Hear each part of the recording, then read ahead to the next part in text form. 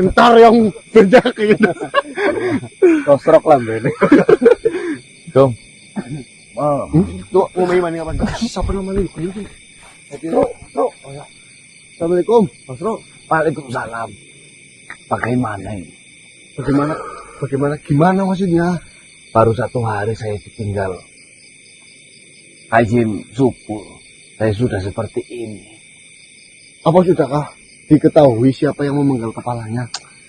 Tidakkah saya mengetahui siapa pelaku yang memenggal kepala dari Kajim Supur? Mas, Padahal ketika beliau Kajim Supur masih hidup, saya sering nuntut dengan Itu yang membuat kamu sedih nuntut nuntut pekerjaan. Saya membantu, nanti saya mendapatkan sedikit bayaran dari Kajim Supur. Paling tidak saya membantu menyopekkan kain kapan ataupun menggotongkan, kan seperti itu. Saya galau sekarang. Kamu belum ikhlas saja. itu hanya butuh waktu. Terus seperti ini Pasro. Ya. Nanti lama-kelamaan ketergantunganmu juga akan menghilang dengan sendirinya. Yang terpenting satu, semoga kebaikannya Kajim Supur menjadi ladang pahalanya di sana. Amin. Amin. Saya doakan Kajim Supur mendapatkan sesuatu yang enak di sana lagi. Iya, seperti itu. Ya kau bayangkan, saya hidup sudah lama bersama dengan Kajim Supur. Saya selalu di belakang terus. Kok dia meninggal dunia, saya harus mengkafani orang yang biasa mengkafani orang mati. Kamu kan jadi penerusnya berarti. Ya siapa lagi? Tidak ada yang lain. Sedangkan selama ini para warga mengetahuinya saya adalah Asisten. Anak buah. anak buahnya. Saya yang biasa membantu mengkafani. Ya sudah apa-apa. Nih, itu pekerjaan yang mulia banget. Sangat dari kematian. Kalau kamu bisa berpikir, setiap kamu mengkafani, nanti ujung-ujungnya saya dikafani. Akhirnya apa? Keimananmu semakin Tebal. bagus. Ya yang saya harapkan seperti itu. Namun, itu juga tanggung jawab. Kamu sudah ditontonkan setiap hari mengkafani, namun kamu tidak mengetahui tanda-tanda itu. Itu bahaya juga, tanggung jawab juga. Ya, saya mencoba belajar untuk mengikhlaskan kepergian dari Kajim Supur, walaupun ini sedikit berat bagi saya. Ya seperti ayah saya sendiri. Dan kamu sekarang dinobatkan menjadi Kajim Basro. Tidak juga. Cuma itu, Mas. Belum ada pengakuan dari warga. Ya, pekerjaan tidak usah perlu di pengakuan. Tinggal kau jalankan secara ikhlas. Lama-lama juga mengetahui semua. Kajim loh. Ini perlu sesuatu ataupun persetujuan dari para warga. Doa-doanya udah tahu kan, diajari kan? Belum terlalu hafal. Nah, Ya Pak, nanti saya belajar banyak buku-buku yang memang dulu dibaca oleh Kajim Supur, sekarang ada di saya. yang penting saran saya, karena itu adalah pekerjaan yang mulia. Saya berharap kepadamu, jangan sampai kemuliaan itu dikotori karena kebutuhanmu ya. Tidak. Ya. Saya sudah merasa cukup. Jadilah Kajim yang memang bijaksana, jangan Kajim amplop. Insya Allah. Nah. Tapi kan semua itu butuh proses. Adanya Kajim Supur menjadi Kajim yang memang mumpuni. Kan melewati perjalanan. Loh, Kajim Supur meninggal di usia 70 tahun. Dia memerlukan waktu 70 tahun lamanya untuk dia benar-benar bisa menjadi Kajim. Kan seperti itu. Sampai di ujung hayatnya. Saya baru berapa? Namun ada cerita ini Pasro. Namanya Kajim Jaril. Kajim Jaril. Iya. Itu Kajim Di dunia kita manusia. Oh iya. Dia menghafali waktu di dalam liang kubur lupa mengikat talinya. Tahu nggak? Lalu malam-malam dia keluar rumah, katanya diikuti terus.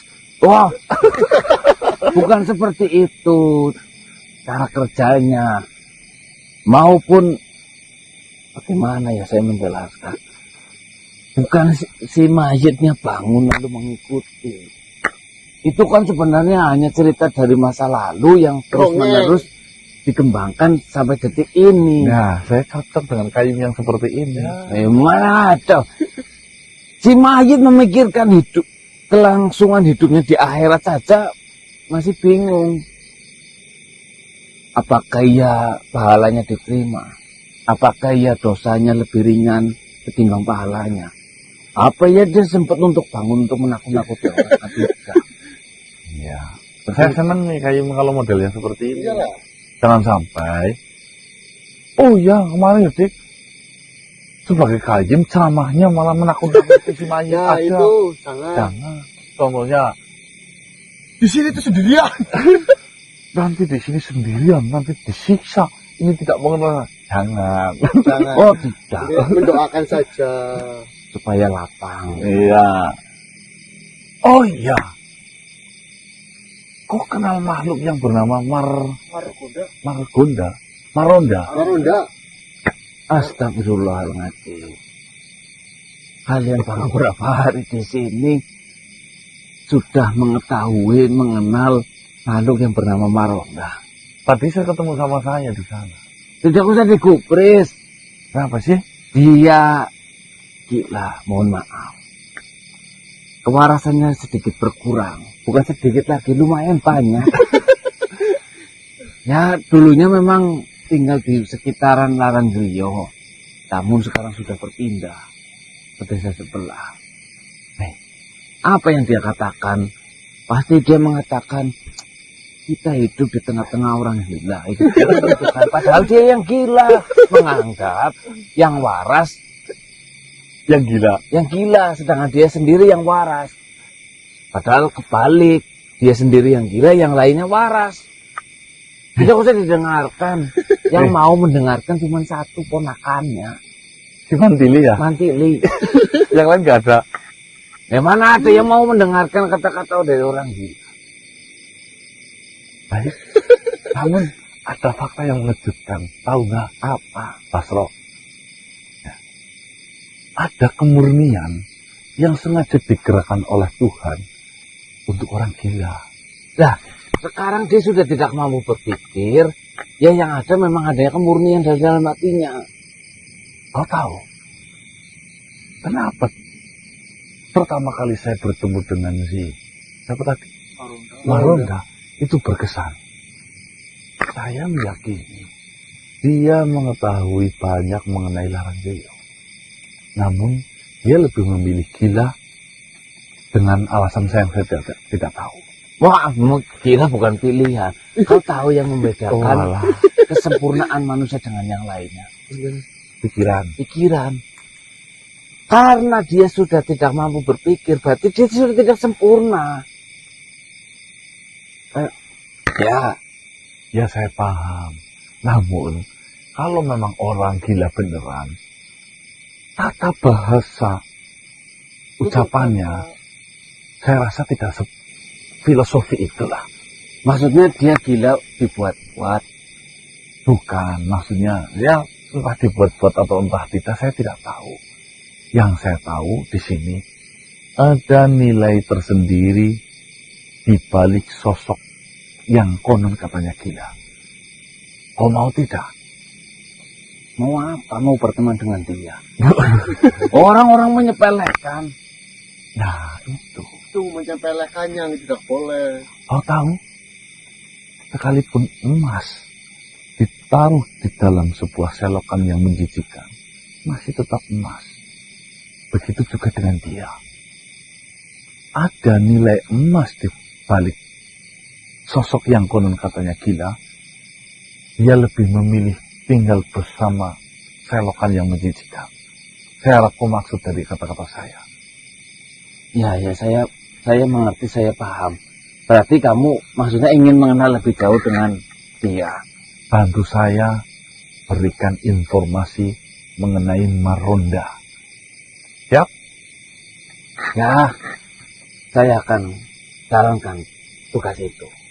Baik. Kita yang tenang, nanti pasti ada kabar mengenai pembunuhannya si apa? Iya, saya pengen tahu sebenarnya siapa yang membunuh. Lah kalau sudah tahu buat apa? Ya kalau dia Kejam sekali. orang lemah ya saya lawan, kalau tidak ya saya mundur saja. Ya, perbedaannya kamu sama pembunuh itu apa? Iya ya. Ya sudahlah. Assalamualaikum. Waalaikumsalam warahmatullahi wabarakatuh.